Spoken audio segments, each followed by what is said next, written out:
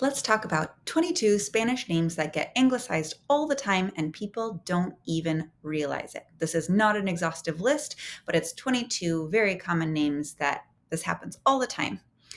Some of the top reasons that this happens is that people are unaware when they look at the name that it's a Spanish name and not an English name because they might be spelled exactly the same, but because it's a Spanish name, they need to use the Spanish vowels. A, E, I, O, U.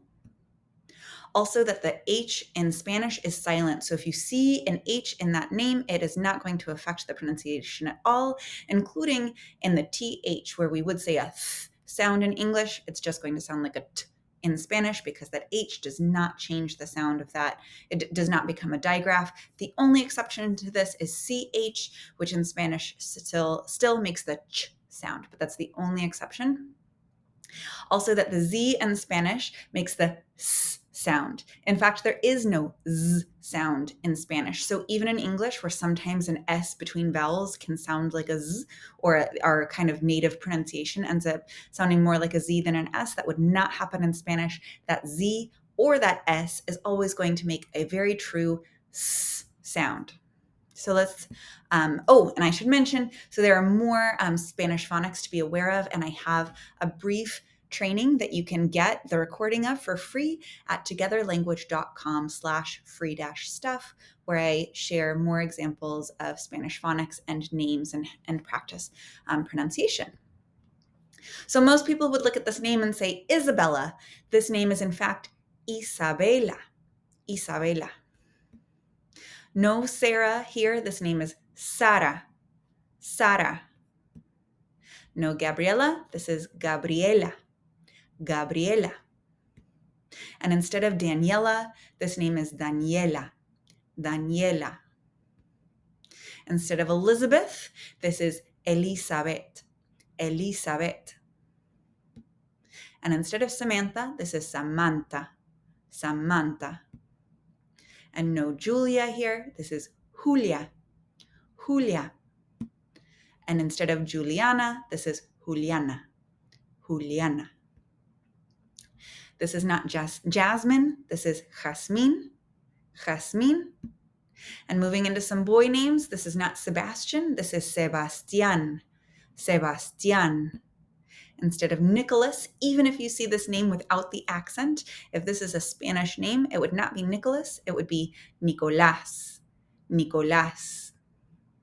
And not Samuel, but Samuel. Samuel. Here, please don't call a student Benjamin. This is Benjamin. Benjamin. And instead of Caesar, we're not going to call him by Roman emperor. This student would be named Cesar. Cesar. And instead of David, David. David. Instead of angel, even if it doesn't have an accent, Ángel. Ángel. And instead of Adrian, Adrian. Adrian. Not Emmanuel, but Emmanuel. Emmanuel.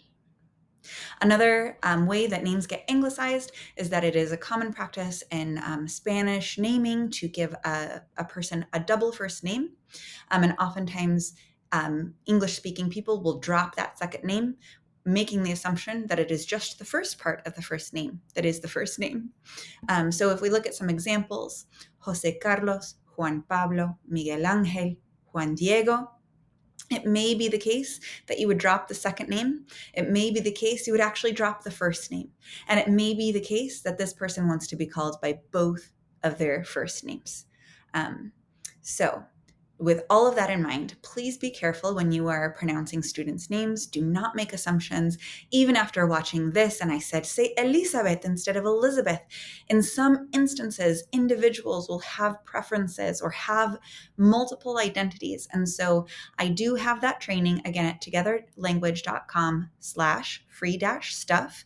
And I also include in there some tips and best practices for learning the truth about a student's name. So even when you are pronouncing their name and they're saying, yes, that's fine, and you get the sense that they're just saying that, there are some tips in there to really get at the true pronunciation. So thank you again for your time. Thank you for caring how to pronounce your students' names. Have a wonderful school year.